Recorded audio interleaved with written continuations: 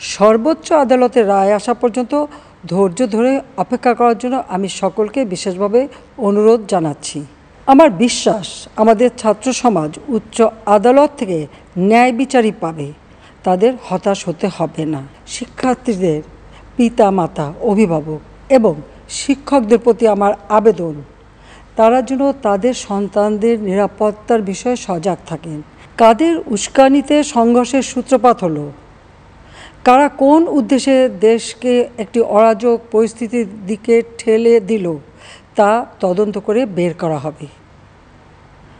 আমি আন্দোলনরত কোমলমতি ছাত্রছাত্রীদের নিরাপত্তা নিয়ে অত্যন্ত উদ্বিগ্ন।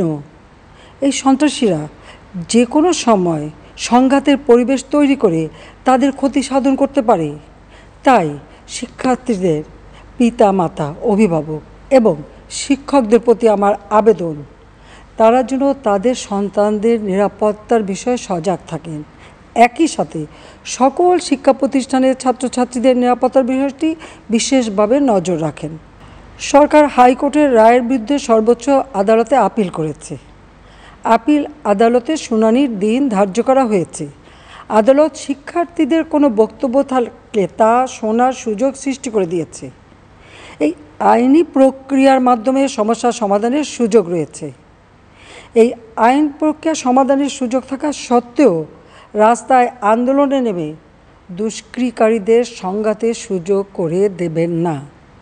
সর্বোচ্চ আদালতের রায় আসা পর্যন্ত ধৈর্য ধরে অপেক্ষা করার জন্য আমি সকলকে বিশেষভাবে অনুরোধ জানাচ্ছি।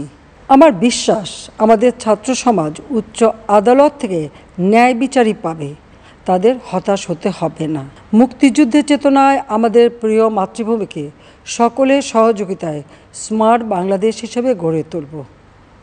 আমি আবারও এই অনাকাঙ্ক্ষিত ঘটনায় যারা নিহত হয়েছেন তাদের জন্য গভীর দুঃখ প্রকাশ করছি এবং পরিবারের সদস্যদের প্রতি আমার সমবেদনা জানাচ্ছি। খোদা হাফেজ। জয় বাংলা, জয় বঙ্গবন্ধু। বাংলাদেশ চিরজীবী হোক।